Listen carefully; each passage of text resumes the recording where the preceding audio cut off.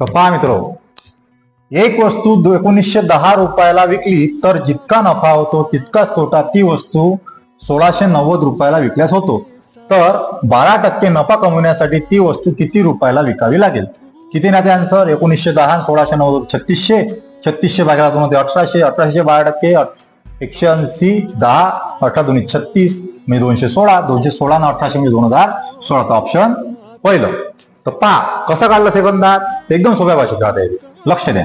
काय असते, जेव्हा तुम्हाला दोन विक्री किमती दिल्या राहते, एक नफ्याची आणि एक तोट्याची, आणि नफा आणि तोटा सारखा असं जर असं सरळ सरळ दोन्ही विक्री किमतीची बेरीज करून त्याला भागेला 2 करायचं. तर काय केलं मी? 1910 आणि 1690 ची बेरीज करतो पहिले.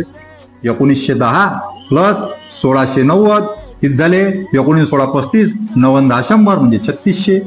3600 भागेला 2 करायचं म्हणजे माय आन्सर 1800. आता माय हे आन्सर जे आलं आहे 1800, हे 1800 काय माय? खरेदी किंमत होय. काय होय? खरेदी किंमत होय. आता मला काय काढायचं आहे? 12% नफा कमवण्यासाठी ती वस्तू किती रुपयाला विकायला लागली, म्हणजे 12% विक्री किंमत काढायची आहे. 12% विक्री किंमत कशी काढा? याचे 12% यातच ऍड करा. म्हणजे 1800 12% कसे काढायचे? तर पहा, 12% काय असते? 10% एक वेळेस असते आणि 1% 2 वेळेस असते.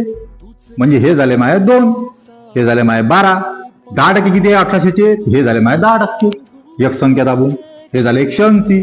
180 गुणिले 1 झाले माय 180. अजून आता हे झाले माय 1%. 1% किती होईल? 18. 18 गुणिले 2 म्हणजे 36. हे झाले माय 216. हे झालं माझा टोटल नफा. ह्या नफा आणि हे खरेदी किंमत, ह्या दोघांची बेरीज जर केली तर मला काय भेटेल? विक्री किंमत. म्हणजे प्लस 216 केले किती झाले?